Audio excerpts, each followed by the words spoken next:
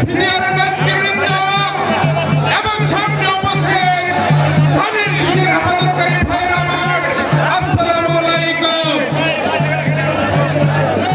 আজকে আমরা এখানে সমবেত হয়েছি এই মহাসমুদ্র থেকে বলতে চাই, বাংলাদেশের গণতন্ত্র প্রতিষ্ঠার জন্য,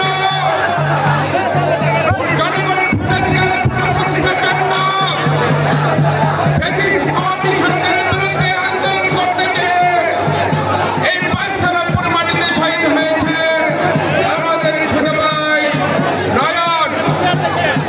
সে ফ্যাসিস্ট হাসিনার পুলিশ বাহিনীর বুলেটের নির্মম আঘাতে সে শহীদ হয়েছে।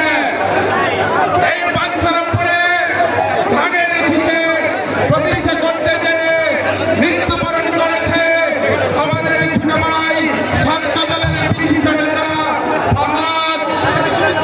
এই বাঞ্ছারামপুরের মাটিতে নিহত হয়েছে এই বিএনপির মিটিং করতে গিয়ে আমাদের আরেকটি ছোট ভাই যুব নেতা মনির হোসেন।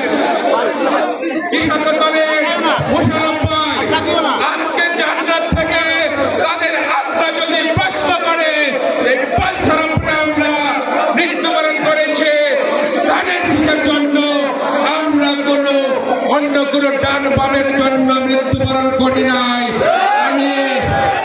আমি বিএনপির কেন্দ্রীয় নেতৃবৃন্দের কাছে প্রশ্ন রাখতে চাই, আজকে আমরা তাদের সেই প্রশ্নের কি উত্তর দেব? আজকের এই বিশাল জনসমুদ্র থেকে একটি আওয়াজ তুলতে চাই, আমরা ধানের শীষের লোক, আমরা খালেদা জিয়ার লোক, আমরা তারেক রহমানের লোক।